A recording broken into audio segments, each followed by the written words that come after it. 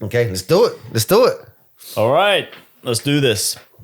Welcome to the LNT Podcast. It's a lifestyle where Robin and I talk about lifestyle habits, health-related things, everything under the sun to try to help give some advice and things we've learned, and as well as see what the science says about different things. And one of those things in particular today is fat loss.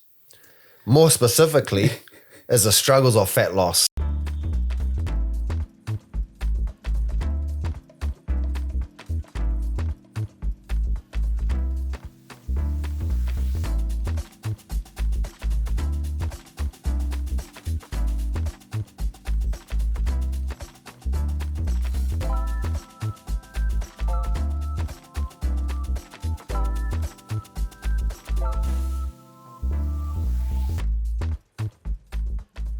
Basically, we thought about trying to make a podcast about fat loss made easy, which is, it's an interesting topic. I think, I guess I was thinking about this. It's important fat loss itself. It's important and popular, and it's become so popular for many different reasons, but two reasons in particular. One of them, and the outstanding one, is the adverse health effects that are related to being fat. Or being overweight, and that has throughout the decades has become more and more important because it's become more and more of an issue. You're correct there, but more and more popularized. Absolutely, which is insane because 4 decades ago, the population that was classified as either overweight or obese, 4 decades ago, just 4 decades ago, was 25%. And now we're screaming and screeching towards 70%, which is absolutely insane. And that's why it's starting to become a major health issue, because we look at the number one killers of the world. It's no longer communicable diseases. It's non-communicable diseases such as heart disease, which is the number one killer. And again, what's interesting is 80% of people who die from heart disease, 80% of them are classified as either overweight or obese. So there's a direct correlation there that can't be argued against. Second thing is stroke, another major killer, and there's a major correlation again with overweight and obesity. So that's one of the reasons why I think fat loss is such an important, popular topic. And the other reason is it's attractive. It's good, it's fit, it's healthy, it's sexy to look fit, and it's good. You're almost, I guess, more respectable if you're fit and healthy and you're well put together. Man, how controversial can we be, do you think?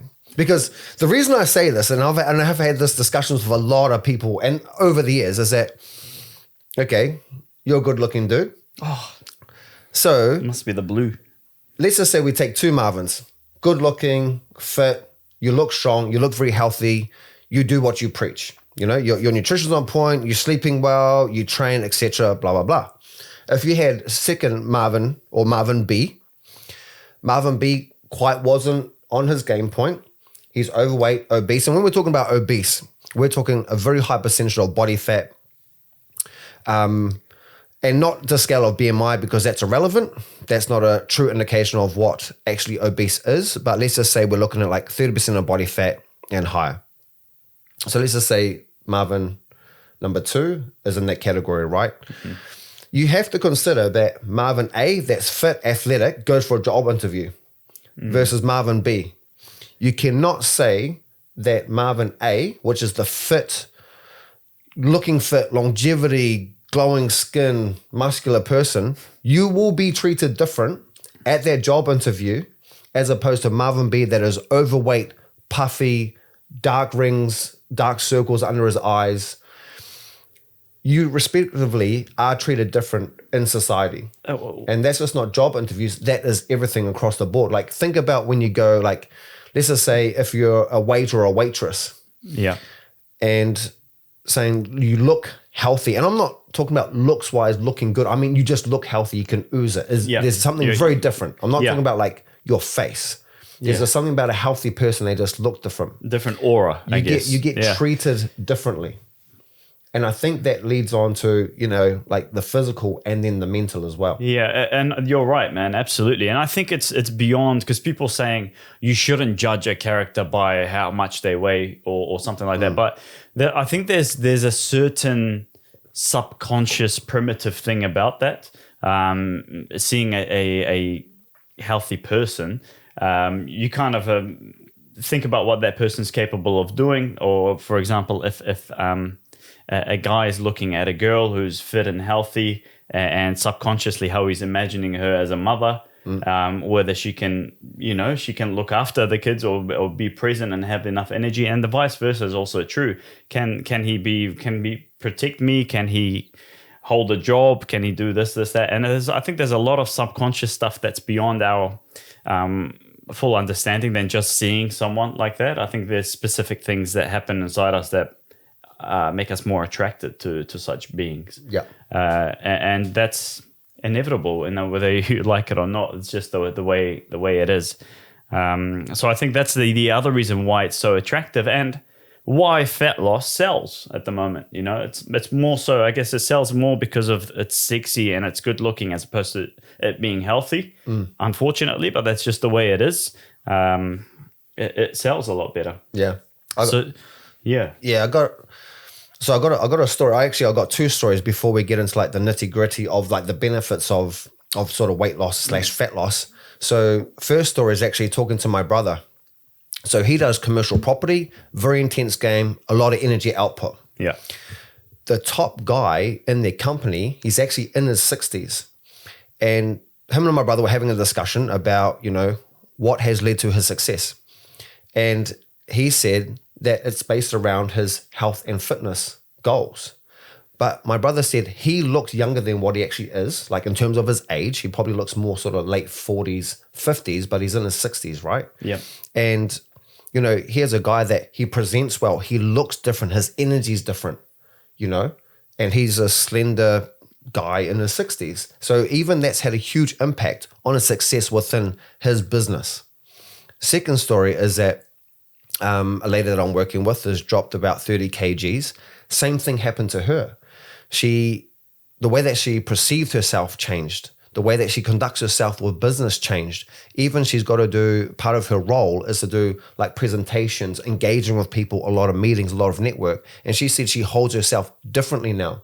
So even a self-respected, self-perceived confidence has changed dramatically. It's amazing. From the weight loss. Absolutely. Yeah. And we'll cover that aspect in particular a little bit later, because we talked about people's outlooks and how you perceive a healthy person, fit person, a person who likes to put themselves together quite well, as opposed to someone who doesn't look after themselves. We've seen that perspective, but the opposite is also true. And that's, I think, what you're talking about is the self-esteem of someone changes completely. And people who look after themselves or value themselves higher tend to look after themselves more. Man, I like that. Right. Valuing yourself. Exactly. Because I think we talked about aura. I think in my head, what aura is, the way you see yourself and how comfortable you are with yourself, you expel out into the world around you.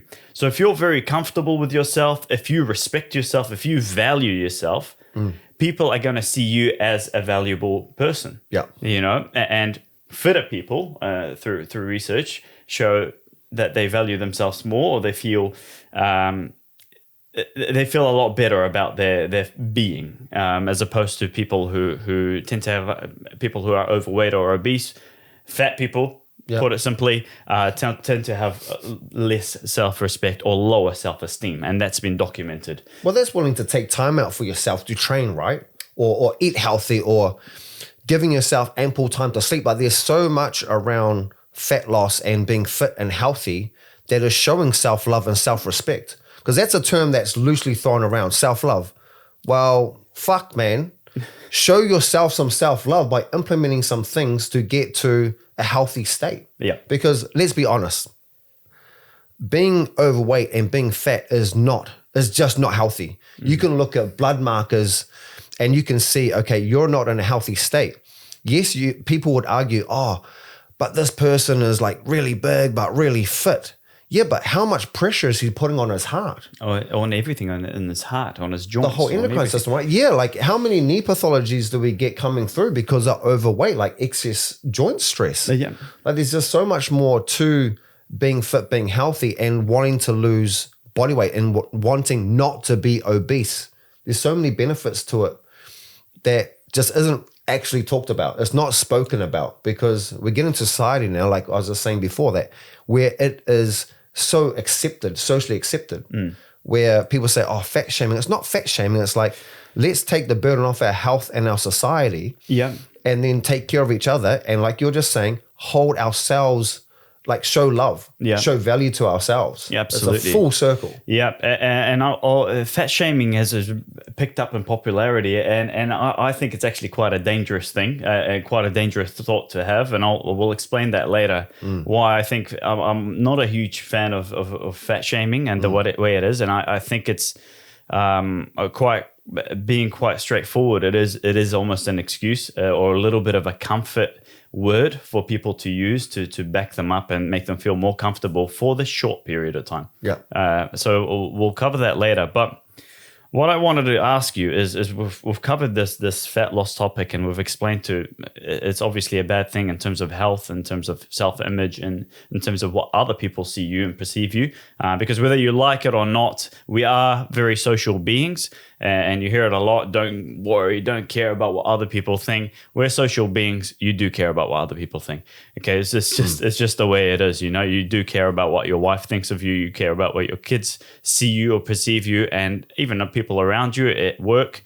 You want to be seen as an important, valued person. That's social being. It's human nature. So that is important. But my question for you is, statistics show is people who try to lose weight, okay, out of the success rate of people who lose weight, and then keyword keep that weight off, okay, is 3%. Okay, so 97% of people who try to lose weight either fail right from the get-go or lose it and then gain it right back or gain even more in the future. 97% failure, rate of failure is scary to think about.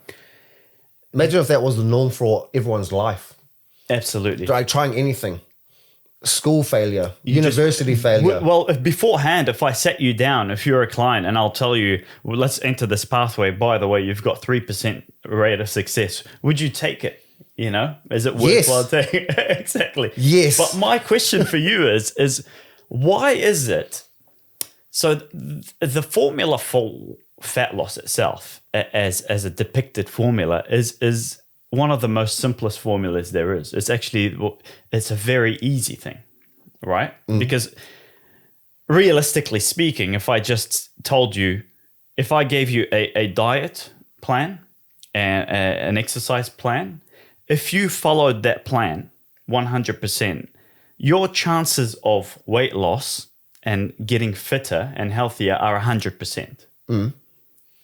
There's no question about it because it's been documented. It's input calories versus output calories.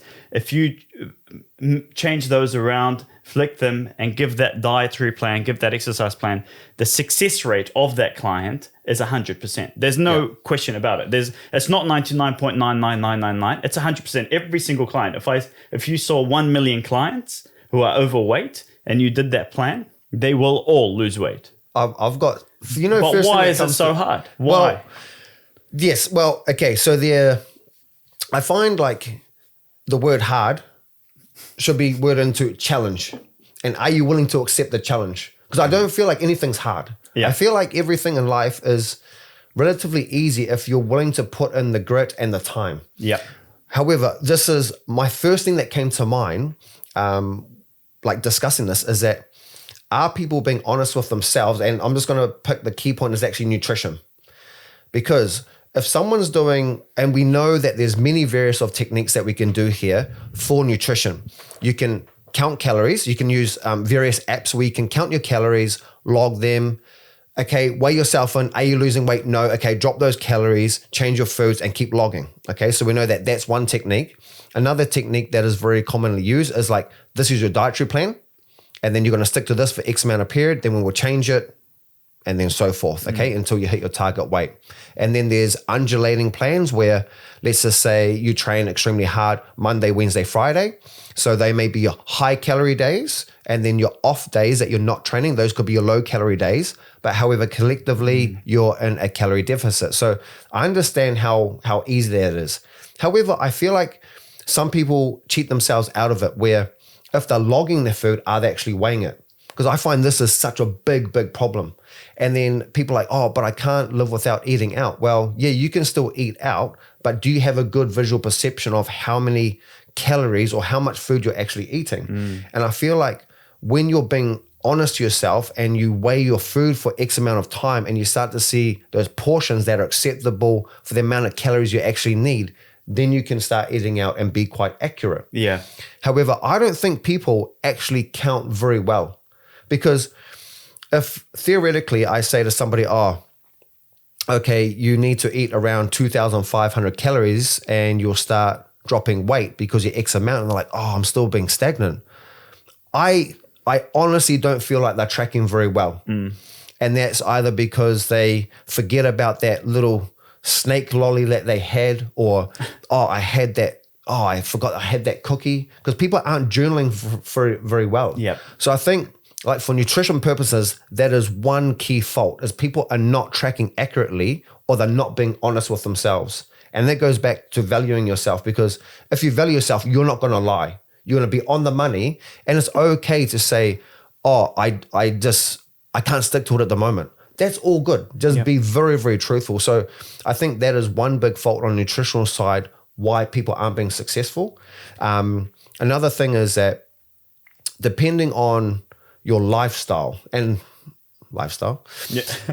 but I know that can be a huge barrier for some people. Yeah. So if your friends are foodies and they always want to go out, well, then that goes back to what I was just saying. Can you actually manage how many calories you're eating if you're going to eat out? You know, there's a lot of temptations when we go out, including like alcohol, drinks, fizzy drinks, desserts, whatever it may be. Are you strong enough to go out, still maintain portion control, and if your friends are getting dessert but you haven't accounted for those calories and you know it's going to put you over, are you strong enough to say no? Yeah. Like, can you step up to the plate and be strong enough and be like, no, I'm doing this plan, I'm going to execute, okay, I'm going to stay away? Or are you strong enough to say, like, yes, I'm going to have the dessert and offset it the next day? Yeah. So I think that's like a form of accountability. And thirdly, I guess we could say, actually, the list is going to be quite long, because I know you've got some really good tips because we've discussed it before. But thirdly, it's about, like, do you actually have a good plan? Yeah. Like, if you are going to go out, have dessert, or you're going to mess up a little bit, do you know how to offset the next day? Do you actually have a person, a coach in your corner that can help you offset and have these strategies? Yeah. So I think there's a lot about nutrition. But for me, that comes to mind as, man, the calorie counting is so important, so vital, that I don't think people are being honest and true. Yeah. Yeah. And I think so. And yeah, you have to think about it as not everyone has to calorie count, but you have to understand that if you are overweight or obese, you got yourself into this mess. Okay. So you have to do something a little bit more drastic for you to come out of it. Don't expect it to be easy. I know 6-week programs sell and they're very attractive, but at the end of the day, we talked about the 3% success rate. It's 3% for a reason, is because it needs to be maintained as a lifestyle. It needs to be maintained for 8, 10, 15, 20 years.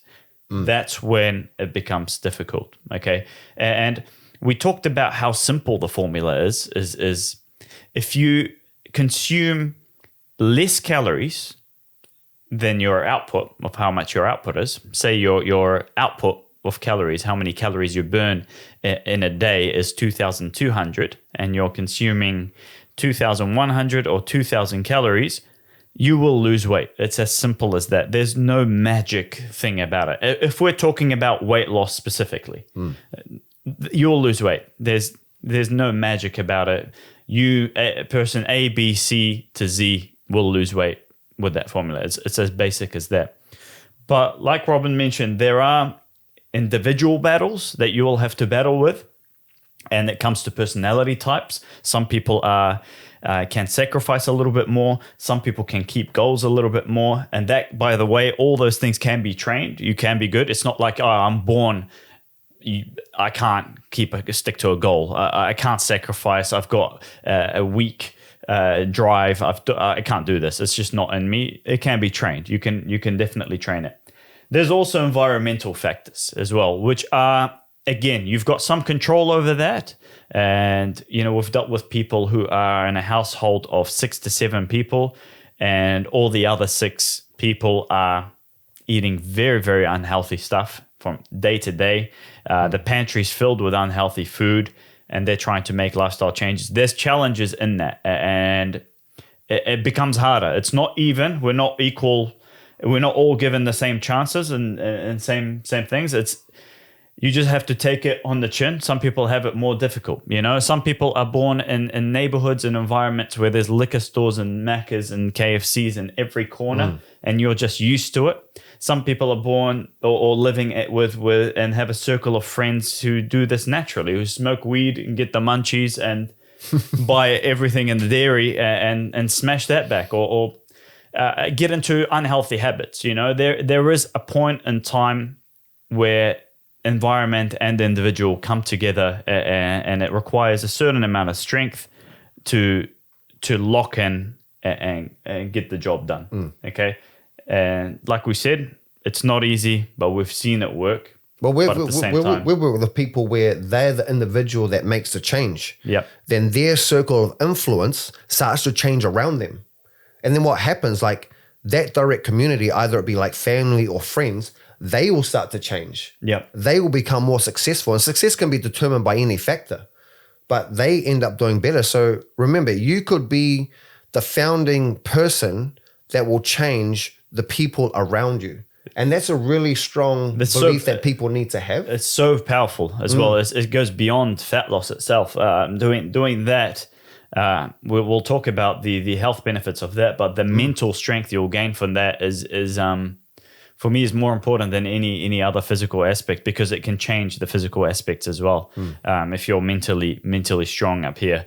But the things you can do are unbelievable. Yep. And we've seen it been done, but we've seen a lot of people fall short as well, or relapse, and that's I think what we'll cover a little bit later on is the topic of mastering self-control, because that's an art, that's a skill, that's something that can be learned. It's not, like I said, it's not something you're born with. Some people have good self-control, some others don't. Yes, but you can definitely work on that and become better. Before that, though, we can cover something a little bit more lighthearted and talk about habits in terms of, doesn't have to be about dietary and nutritional habits, but also in terms of training, in terms of lifestyle in general. There are good habits to be had, and there are bad habits. Yep. Right? What would you consider some good habits that people could, I guess, like implement into their current regime, like near instantly? So let's just say tonight, what are we? Let's just say dinner tonight. Yeah. And then moving forward, what's something that someone could? I think one simple habit would be making an effort to eat at home and prepping food at home. Keeping it as simple as it is. It takes a little bit of required effort to do that, but if you limit the time you're eating out and going for the easy option, and prepping, usually, if you prep on the weekend or one of the weekdays, prep for the week, so you do have food available at home. If you don't prepare it, that food goes bad. There's another pressure on you to prep food at home. Doesn't matter how you like to prep it. You can prep it for 2-3 days in advance. You can prep it for the day. Whatever works with you, with your time schedule, you can make the time. All right. There is never an excuse of not enough time. That's been well established, because usually the busiest people in this world are the ones who get things done. Yep. There is that saying, if you want a letter written, contact your busiest person. Yeah. Because he or she will write the letter for you. Yep. Don't contact someone who's got all the time in the world and they don't have much time, because time, just remove that. Remove that from your excuses. Don't bring that to us. Don't bring that to anyone. Make time. It's your life. You've only got one life. And I mean, if you don't have your nutrition and exercise, 2 key pillars intact, what do you have? So that's important. Yeah, I agree. If another thing is like, how when you and I train, we seek fun in what we're doing. We seek fun in training. Yeah. So Marvin and I, we've dealt with a lot of people where they hate the gym, classes, bloody Pilates, whatever it may be. They just don't like anything at all. But if you look at like big community groups where they're like being active together, a lot of it is like different sports.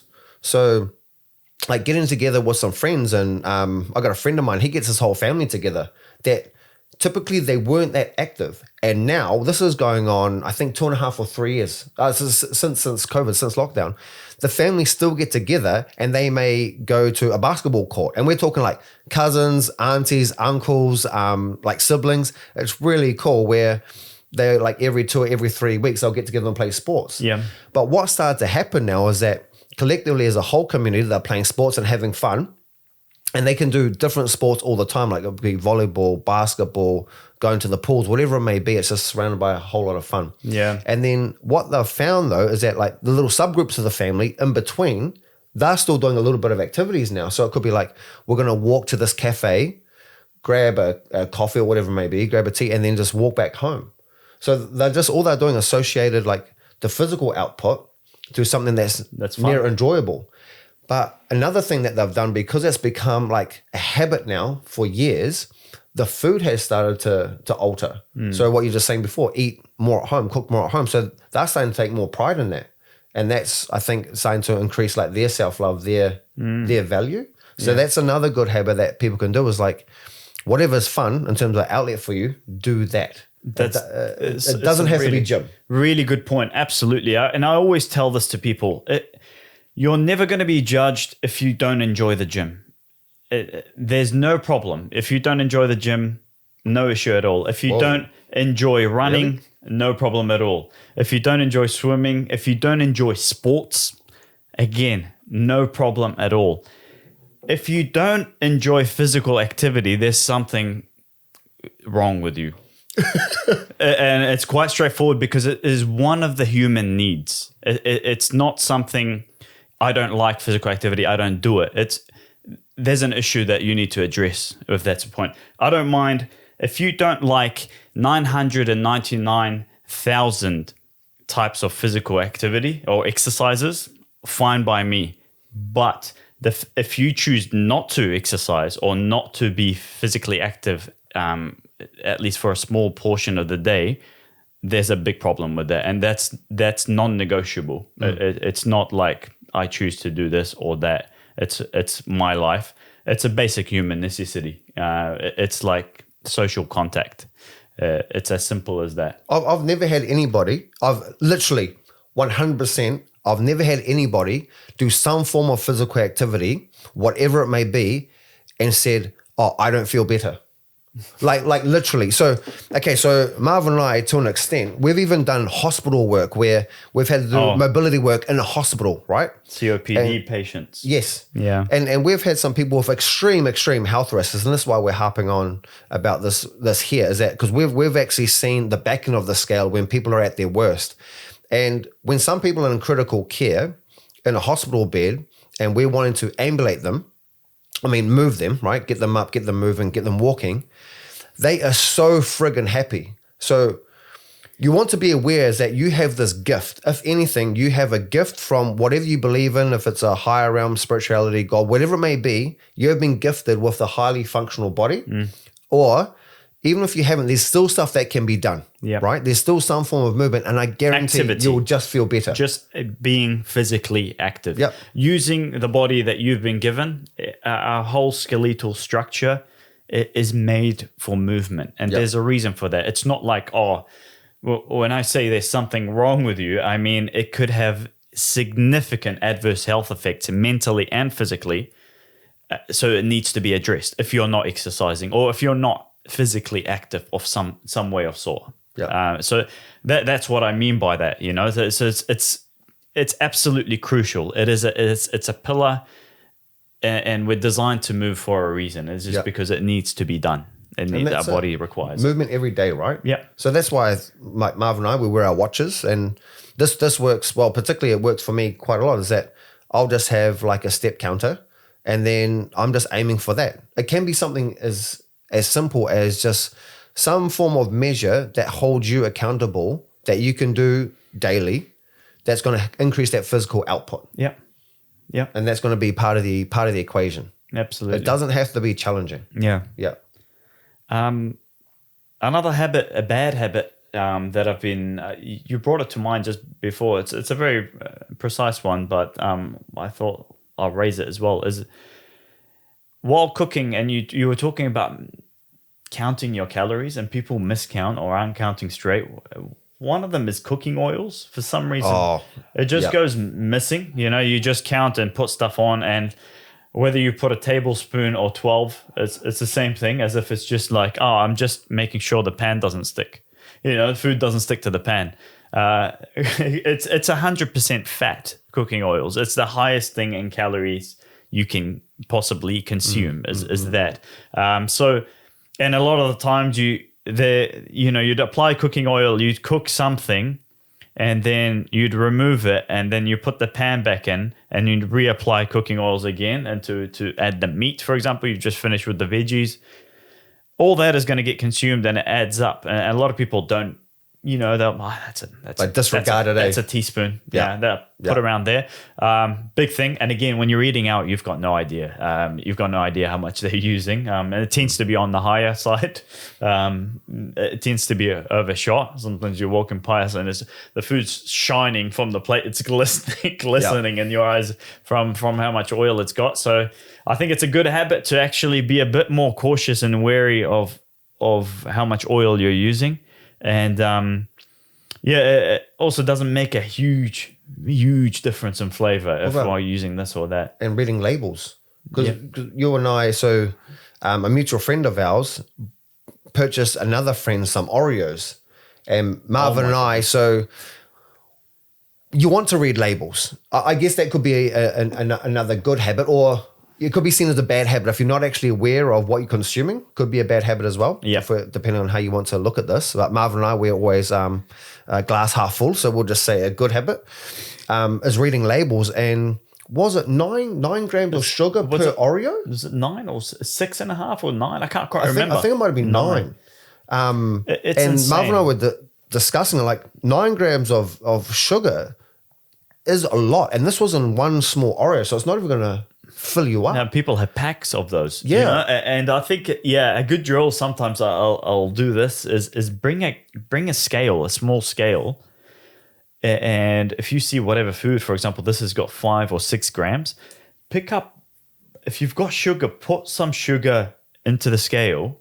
You'll be surprised how many pours you have to put to get to 6 grams. It actually forms a tiny little mountain of sugar. And it's actually, that's kind of, sometimes you kind of don't know, 6 grams, whatever, 9 grams, 10 grams, whatever, nothing. Put it down just to see how much it is. It's actually quite, sometimes it just wakes you up a little bit and gets you noticing how much it is. It's a nice little tip or a scare tactic that I like to use. It's good awareness. It is when you put it down, or even putting a little glass, see-through glass, and then putting the sugar there and seeing how much that is. Actually, it's actually an insane amount. It's a lot. The reason we raise it is not to put you off sugar, right? We're not one of those people like, oh man, sugar's the devil. No, bloody. Okay, have your sugar. But all we're just saying is that if that's going to be part of your habit, where you have created that bad habit where you are going for the sugary snacks, or you may just be like, oh, I'm just going to have 3 whatever treats every night. That habit may not serve you very well, because that could be putting you over your calorie allowance. Absolutely. Quite significantly, because Marvin and I, we work with people, we look at net calories over the week. And then if you're doing, let's just say, whatever the sweet treat is, and it's giving you an extra like 200-300 calorie surplus every day, then you could imagine what's happening over the week, over the month, over the year. next minute you've put on so much excess fat, you actually didn't see it coming. And then to revert that back again is not an easy task. Like, it is quite challenging, and we understand that for people. Yeah. So that's why you want to capture it early, or if you do fall into that predisposition where you have put on excess, then you slowly want to put in the good habits that we're discussing into play and then start to revert it, but also over time. You don't want to be, what we were saying before, like you don't be hard on yourself. We're having a discussion earlier today. You don't want to be hard on yourself if you fall off the bandwagon. Yeah. So I think that's really... Absolutely. And you talked about the net calories per week is a really interesting concept, because a lot of people just thinking that within that 24-hour period, how many calories you're having.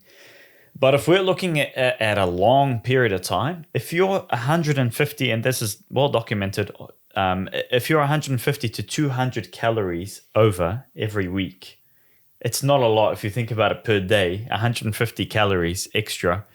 It's really not a lot of calories. But if you do that for 6 months, 8 months, 12 months, that's a lot. You're going to gain weight. You're going to gain quite a bit of weight. Okay, so it does add up, and that's why it comes to lifestyle habits.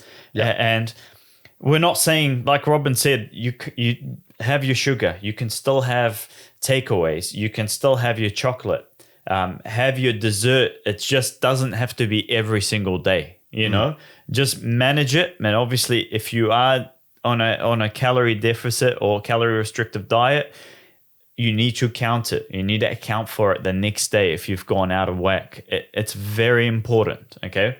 You can definitely have all the foods you enjoy. You have your chocolate. Monitor. Make it a lifestyle. Don't have it every single bloody day. Well, that comes back to like, I guess like mastering your self-control, right? What you were talking about before. And then I like, if you want to elaborate on it, like what you're discussing about like the delayed gratification, because I liked how you were like discussing that point of what happens absolutely to people, and it normally happens around the sugary stuff. Sugary stuff. And I think, to be honest, we're at the era now where self-control is tested more than ever, and delayed gratification, meaning that waiting to reap the rewards and having to wait for a sustained amount of time is a dying art, unfortunately. You know, it's even nowadays with social media, people can't be bothered watching 2.5 minute video. They'd rather watch a 12-second reel and have a little bit of a dopamine spike. You know, and even sometimes 12 seconds is too long. You want something instant. Everything's made so easy. You know, I can Uber Eats, get food here. I can get picked up through Uber from here. I can order my groceries. They'll get dropped off. A click of a button, I can watch any movie I want. I don't even need to go to the cinemas. Anything, piece of information, if I want to go find it, it's right there on the internet. I don't need to go to the local library. So that's why I say delayed gratification is a dying art. You know, it's almost finished, which becomes more and more challenging now, right? And the same goes with exercise. We talk about lifestyle and making it a lifestyle. I talked about 6, 8, 10 years needing to be sticking to it.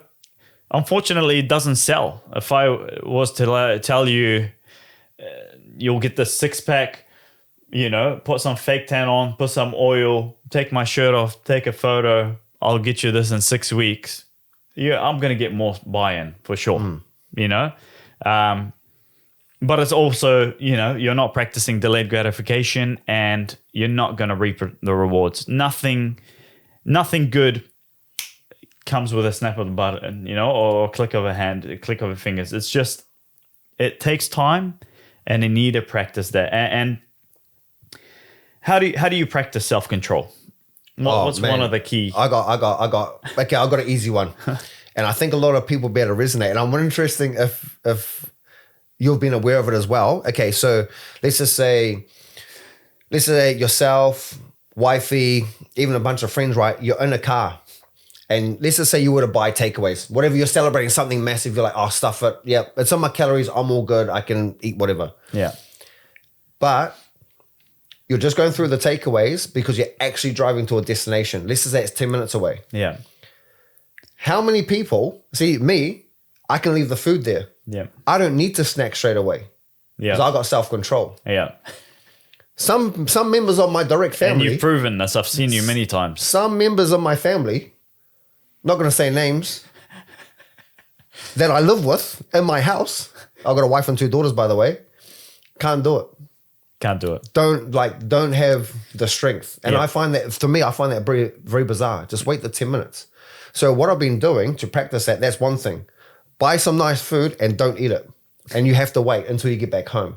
It seems very simple, Yeah. but it's a very, very challenging concept for people to comprehend because you may be salivating, you may be starving, but you just wait, okay? Yep. That's one thing. Another thing is I advise people to potentially watch, like in New Zealand, we have TV on demand, or we've got Samsung Plus TV, which actually has ads. Watch a show that has 3 minutes worth of ads, and you have to watch the whole show. And what you do through the ads, you're not allowed to touch your phone. What you have to do is you watching your show. For me, Undercover Boss, love it, right? On Samsung Plus TV. I watch the show. It's around 45, 50 minutes. I watch the show. Ad comes on. What do? I sit there and I watch the ads. And then I continue to watch the show. You can't touch your phone. You try that. These simple things can challenge you to be able to overcome. I like that. That's nice. It is it's practice basically, right? You're practicing. It's huge. Have you?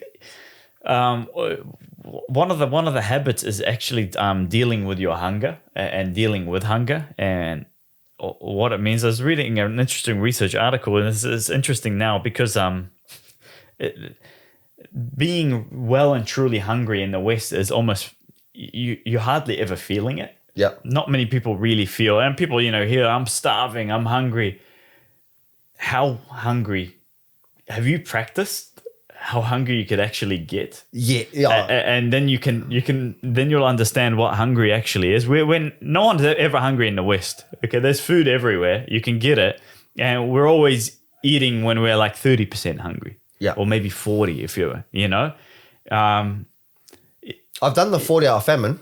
You've done that. I've done the 40-hour famine. That as well. And sometimes back when I used to work in construction, we used to get caught out on site and forget ourselves. And then we used to head out 7 hours later with really, tough labor intensive work in the sun, in the heat.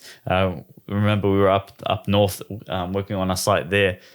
And everything... You start sort of visualizing foods and stuff. And even then, by the way, 6-7 hours, I don't classify this as I was starving. Not at all. But I was way hungrier than I would naturally be, right? Starving is a completely different level.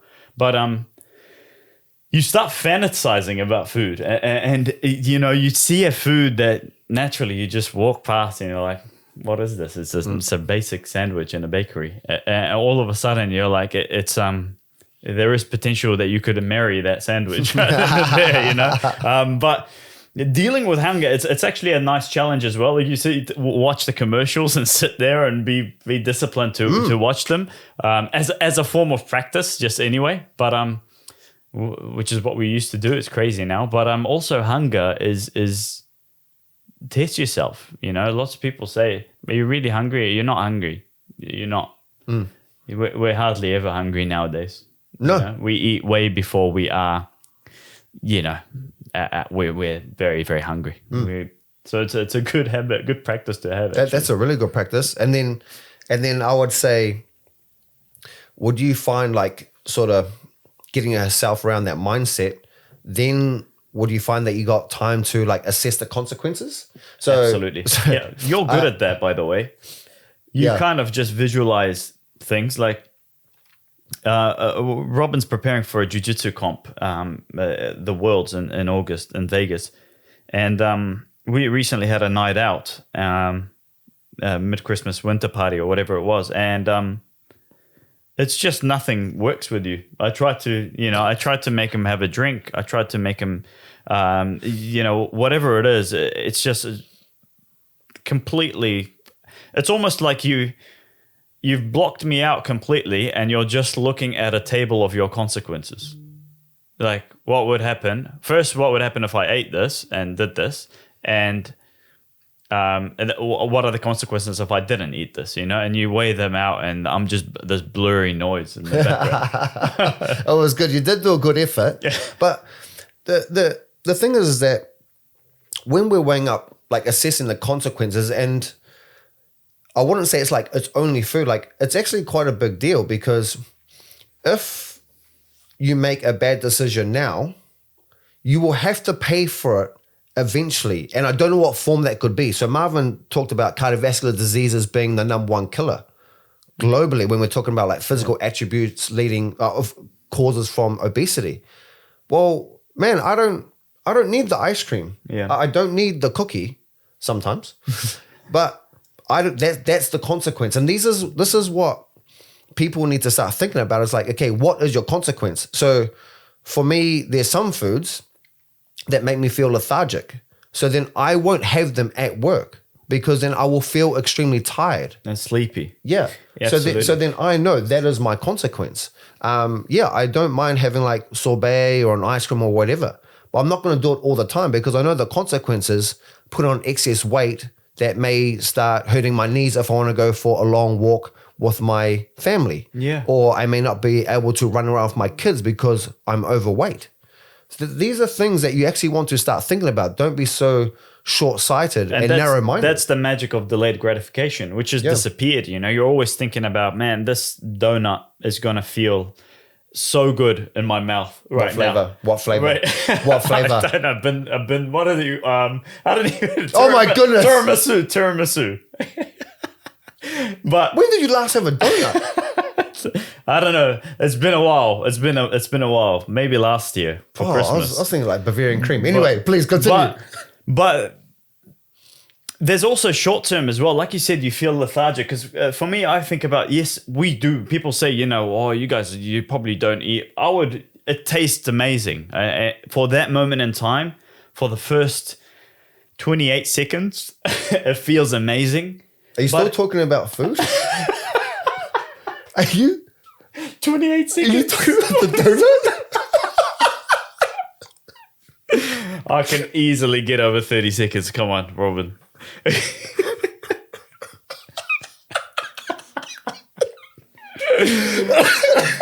All right, back on board. Okay. Yeah, so but for that instantaneously, you get that dopamine release, and it feels amazing. But even after 10 minutes, you get that lethargy, and you get that crash, right? And for me, if I'm working or if I'm working out, if I'm studying, if I'm doing anything, spending time with friends or family, you just feel very lethargic and you can't be bothered doing anything. So for me, whenever I see something sweet, that's the first thing I think about. It's just like, how am I going to feel? And literally, it's not even that delayed gratification. It's literally, or the punishment you will receive for it is within 10 to 15 minutes, then you get that crash, or maybe say 30 minutes, you get that crash, and it's not very pleasant. And that's a spiral effect, though. Absolutely. Then that's where I think you get into a negative loop cycle where, okay, I'll eat the bad food, whatever, donut, sugary, whatever, feel lethargic. Oh, actually, I'm not going to go to the gym. I'm feeling tired. Okay, I'm just going to go home. I'm going to pick up some takeaways because I can't be bothered cooking and so forth.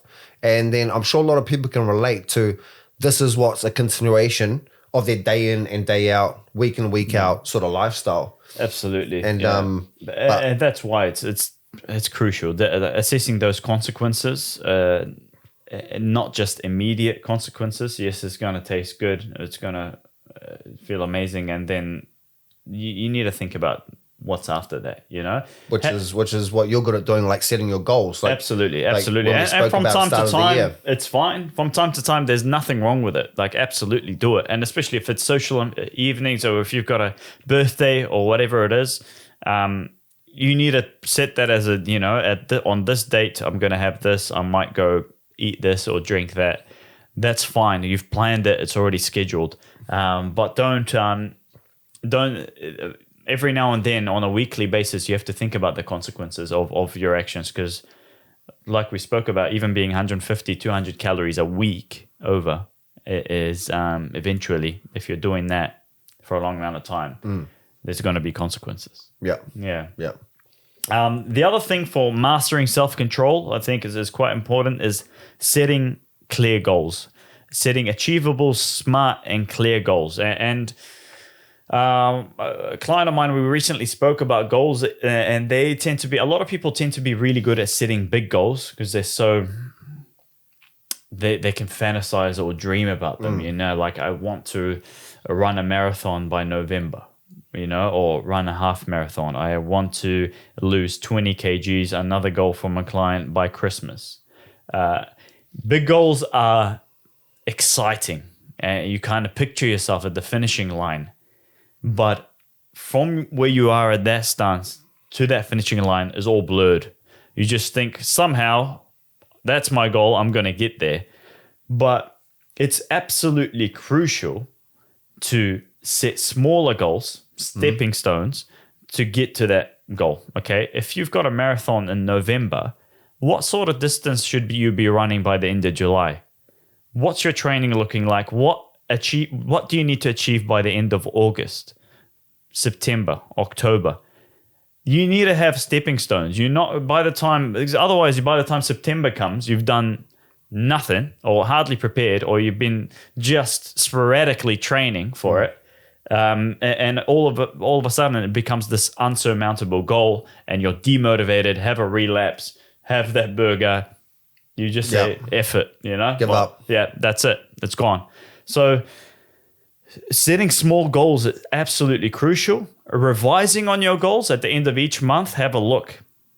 I did this great. That was fantastic. That was terrible. I was shit at that. I didn't achieve that. How can I do something to, fix that this month or whatever it is? So goal setting, crucial. Absolutely crucial. I look at each, like when you're talking about the stepping stones. Yeah. I like to use an analogy with people about, you need to look at like your big picture goal is your house. Okay. However, each strategy you need to implement is a brick. You need to match up each individual brick and lay them down carefully, make sure the brick is solid, and then keep on laying down bricks. You do that over time, you'll have your house. I like that. So I think that is really, really important for people is to understand is that you don't just, the house magically appears. Lay down some foundational work. Yeah. And then that's going to help you reach your greatest success for weight loss / fat loss. Absolutely. Yeah. Absolutely. And actually from experience from our clients, I can speak that for myself.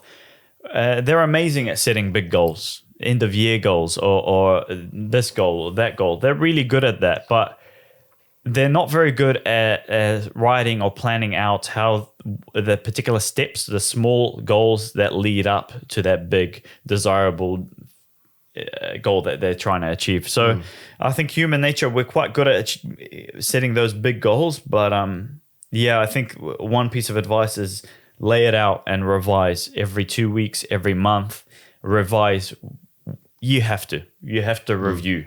Have that review, sit down, review it.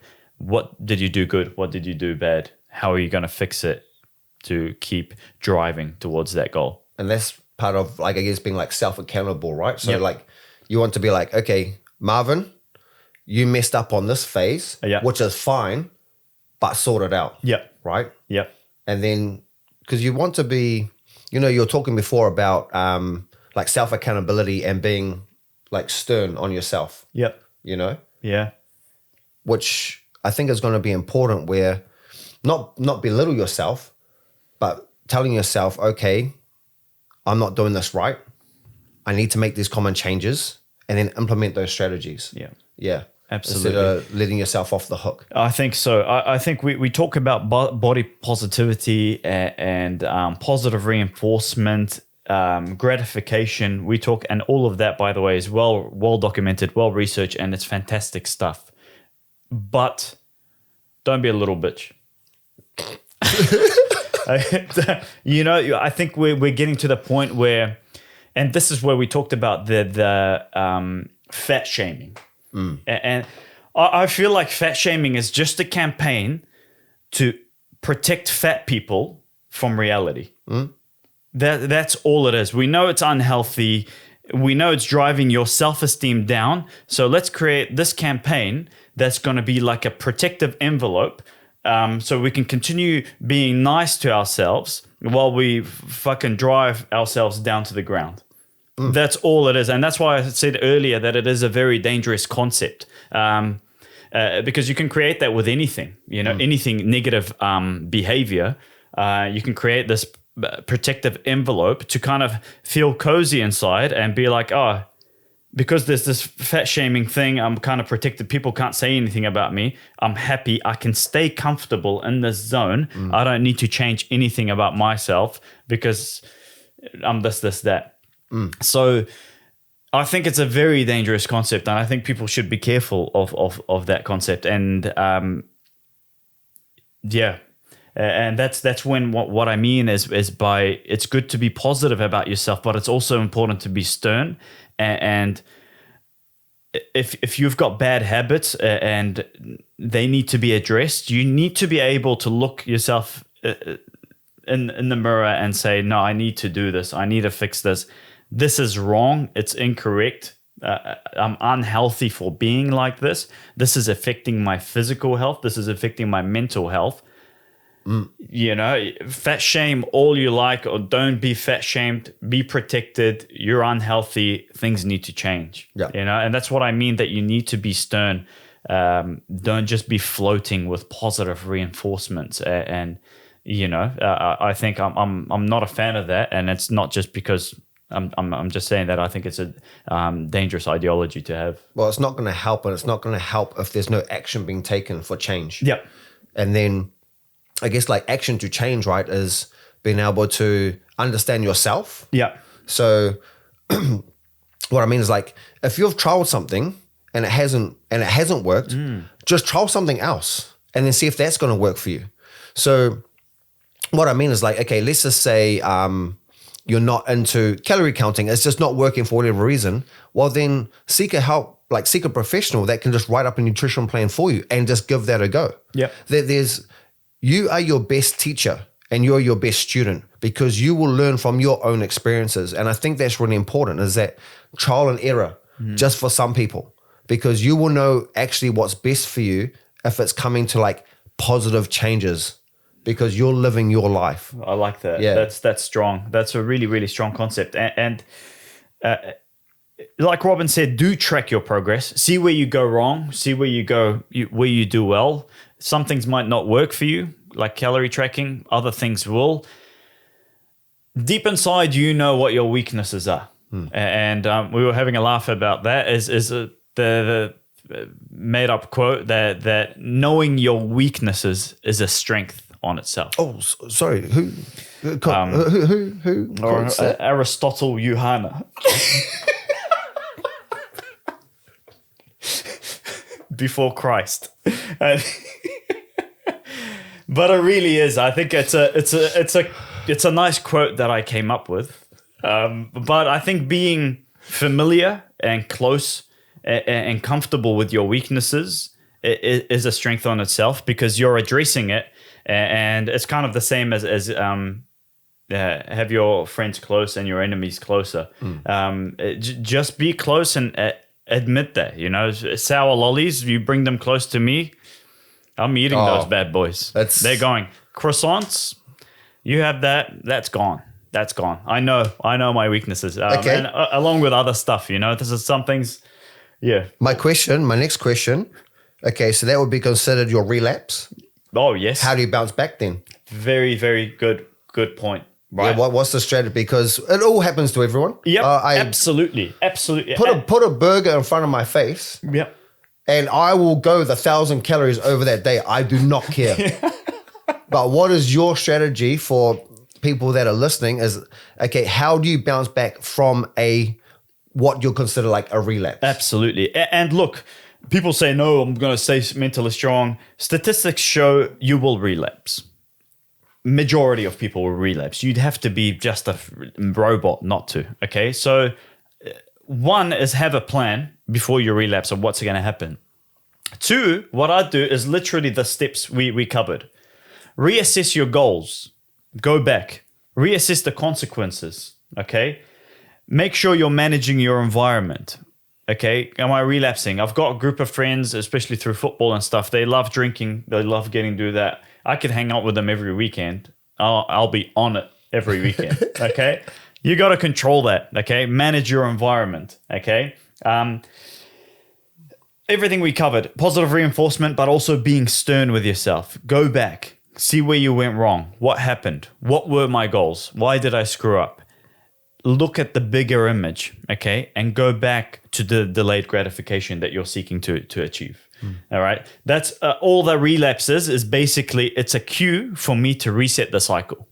Okay. Go back to goal setting, see where I went wrong, reassess the consequences, reset the cycle. Go again, because next cycle, believe it or not, you will relapse again. You will have some crash course thing going on, and then you'll have to pick up back in. It's just it's a cycle of life with everything, right?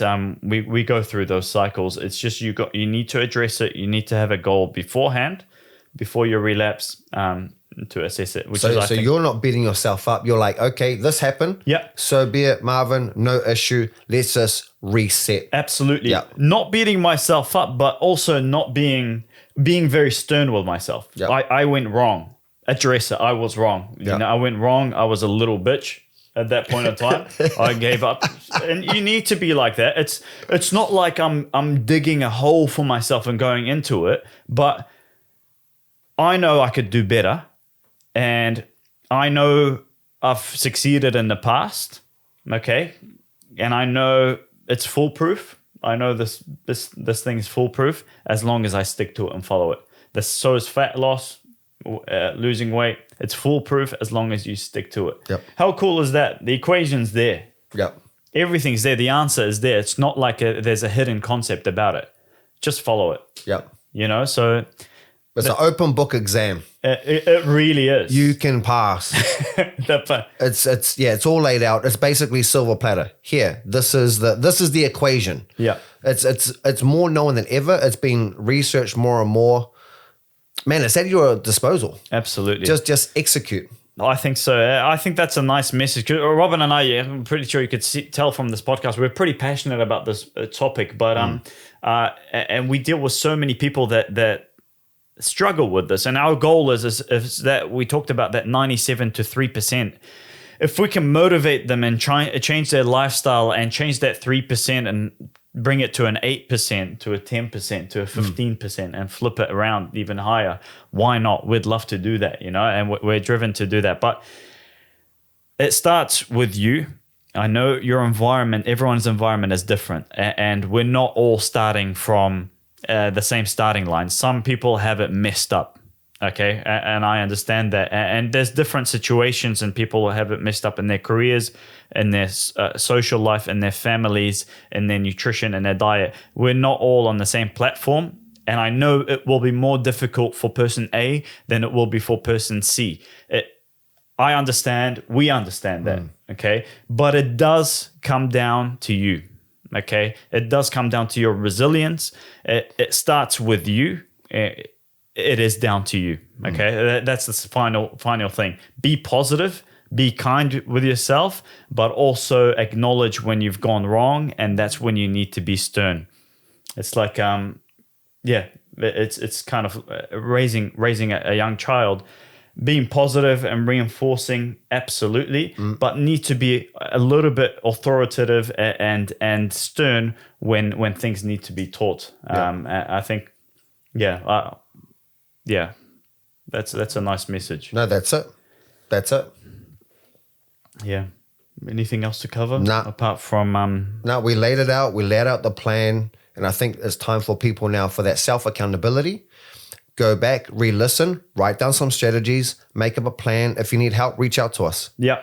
Self-discipline, delayed gratification, all that stuff, everything. This podcast has been this episode has been all over, but lots of cool concepts, habits to pick up from, and hopefully it gives you strength, or it might get you a little bit angry. Fantastic. Do something with that drive, with that anger, whatever it is, because it's a like I said, it's a simple concept. The formula is there, but it can also be a very complex concept because of the environment we're living in, where food is easily there for our disposal, and everything's screwed up, which makes it harder for us. But yeah.